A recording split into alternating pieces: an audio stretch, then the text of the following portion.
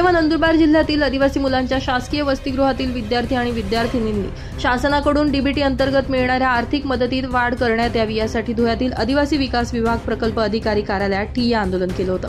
मात्र तरी देखील त्याबाबत कोणताही ठोस निर्णय न घेण्यात आल्याने अखेर विद्यार्थ्यांनी अर्थसंकल्पीय अधिवेशनाच्या पार्श्वभूमीवर थेट मुंबई येथे मंत्रालयावर मोर्चा काढलाय। धुळे शहरातून या मोर्चाला आज सुरुवात करण्यात आली असून मंत्रालयावर जाऊन मुख्यमंत्री आणि आदिवासी विकास मंत्र्यांची भेट घेऊन डीबीटी वाढीच्या संदर्भात आपण मागणी करणार असल्याचे यावेळी विद्यार्थ्यांकडून सांगण्यात आलं।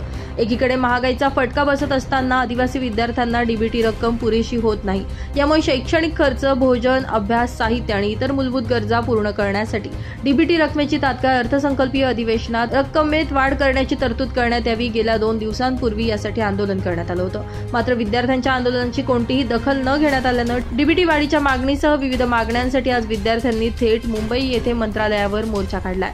धुळे शहरातून या मोर्चाला आज सुरुवात करण्यात आली आहे। आपल्या मागण्यांबाबत आपण मुख्यमंत्री आणि आदिवासी विकास मंत्र्यांची भेट घेणार असल्याची माहिती यावेळी विद्यार्थ्यांकडून देण्यात आली आहे। ब्युरो रिपोर्ट, माझा महाराष्ट्र न्यूज, धुळे।